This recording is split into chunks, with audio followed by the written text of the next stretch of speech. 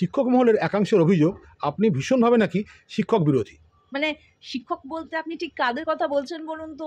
যারা প্রকৃত শিক্ষক নাকি যারা শিক্ষকতাকে জীবিকা হিসেবে নিয়েছেন? এখন সেটা কিভাবে দেখবেন ম্যাডাম, সেটা আপনার ব্যাপার, কিন্তু আমরা তারা শিক্ষকতা করেন যারা স্কুলে যারা পড়ান তাদেরকে আমরা শিক্ষক বলে মনে করি।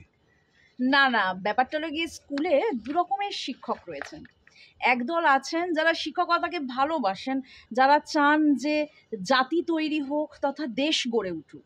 কিন্তু আরেক দল আছেন যারা ডাক্তারিতে, ইঞ্জিনিয়ারিংয়ে, ম্যানেজমেন্টে বা আইএএস বা এই ধরনের পরীক্ষায় বা এরকম জায়গায় সুযোগ না পেয়ে, কিছু পেলাম না তাহলে চলো মাস্টার ডিগ্রি করি, টিচার হই, বেসরকারি স্কুলে অ্যাপ্লাই করি, টিচার হই। আবার এসএসসি দিয়েও অনেকে আছেন যে কোনো কিছুতে পেলাম না, এসএসসি দিয়ে টিচার হই। আবার এসএসসিতে তো এখন তো আবার চেনাশোনা থাকলে তো পোয়াবারও টাকা পয়সা দিয়েও, ঘুষ দিয়েও তো ব্যবস্থা হয়েই যাচ্ছে, তাই না? তবে সে যাই হোক, আপনি প্রসঙ্গ থেকে সরে যাচ্ছেন কিন্তু ম্যাডাম।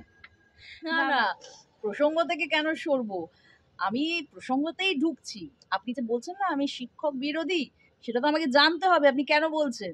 দেখুন, অভিযোগটা আমার নয়, আপনার সোশ্যাল মিডিয়ার পেজ খুললেই আপনি সব কিছু পরিষ্কারভাবে দেখতে পাবেন। দেখুন, আমাকে যারা শিক্ষক বিরোধী বলছেন তারা অ্যাকচুয়ালি কি বলুন তো, তারা শিক্ষক নন। শিক্ষকতাটা হলো গিয়ে তাদের জীবিকা মাত্র। শিক্ষকতা হলো গিয়ে এমন একটি কাজ যার উদ্দেশ্যই হওয়া উচিত মানব সম্পদ উন্নয়ন। অথচ একবার ভেবে দেখুন, একজন ইঞ্জিনিয়ার যখন ব্রিজটা বানাচ্ছে তাকে তো ব্রিজটা ভালো করে বানাবে। ঠিক সেরকমই আমি মনে করি শিক্ষকের কাজ হলো গিয়ে ভালো করে মানব সম্পদ উন্নয়নে যা যা করণীয় সেইটা করা উচিত। শিক্ষকদের দায়িত্ব হলো গিয়ে ছাত্রছাত্রীদের দায়িত্ব নেওয়া, তাদের জীবনে ভালো করে দাঁড়ানোতে সাহায্য করা।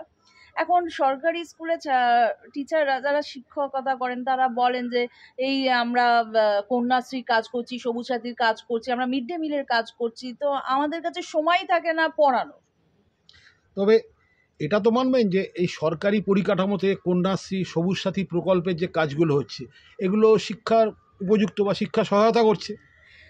দেখুন, সবুজ সাথী প্রকল্পই বলুন বা কন্যাশ্রী প্রকল্পই বলুন, এগুলো তো সরকারের মানবিক প্রকল্প, এগুলোতে মানতে তো আমার কোনো বাধা নেই বা আমি চাইছি না সেরকম নয়। ব্যাপারটা বুঝুন, আমার বক্তব্য হলো গিয়ে যে কন্যাশ্রী প্রকল্পই বলুন আর সবুজ সাথী প্রকল্পই বলুন, এতে শিক্ষার কি উন্নয়নটা হচ্ছে এই ব্যাপারে কিন্তু আমাদের ভাববার সময় হয়েছে। আমি বলবো না যে একা সরকারের পক্ষে সব কিছু করা সম্ভব। সরকারকে তো আমি বলছি আমি দিশা দেখাতে প্রস্তুত রয়েছি। আমি বেশ কয়েকটি জেলার শাসককে অলরেডি এই ব্যাপারে প্রস্তাব দিয়েছি। ইনফ্যাক্ট আমি একটি জেলার কথাও বলেছি।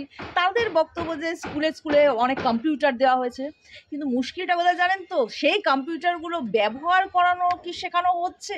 সেটা হচ্ছে না। আমি বলে রাখি যে আমি অলরেডি উত্তর চব্বিশ পরগনা ডিস্ট্রিক্টের জেলা শাসকের কাছে একটি প্রস্তাব দিই যে আমাদের ইউকেতে একটি এক্সপার্ট টিম অলরেডি তৈরি রয়েছেন, তারা প্রস্তুত কম্পিউটার ট্রেনিং দেওয়ার ব্যাপারে স্কুলে। কিন্তু এখনো আমি তার কোনো সদুত্তর পাইনি জেলা শাসকের তরফ থেকে। বোধহয় তারা নির্বাচন নিয়ে ব্যস্ত আছেন, তাও 3-4 মাস তো হয়ে গেল। মানে আপনি বলছেন সরকার যদি আপনাকে বলেন এই ব্যাপারে আপনাকে সহযোগিতা করতে, তাহলে আপনি যে কোনো রকম সহযোগিতা করে সঠিক দিশাটা দেখাতে পারবেন। অবশ্যই আমি প্রস্তুত রয়েছি, এটা আমার কর্তব্য। এটা নিয়ে আমি কোনো কৃতিত্ব দাবি করছি না। শুধু আমি চাই যে সরকারি স্কুলের, ইনফ্যাক্ট সরকারি বেসরকারি সব স্কুলের ছাত্রছাত্রীরাই যেন প্রকৃত শিক্ষাটা পায়। একটা জিনিস ভেবে দেখুন তো, যদি সরকারি স্কুলে ঠিকঠাক শিক্ষাটা দেওয়া হতো তাহলে কি এইভাবে বেসরকারি স্কুল ব্যবসা করতে পারতো? নাকি বেসরকারি স্কুলের সামনে সন্তানের ভালো চেয়ে বা যাই হোক ভালোর জন্য মা বাবারা পুরো হাঁটু গেড়ে তার নিজের সন্তানের শিক্ষার জন্য ভিক্ষে চাইতো?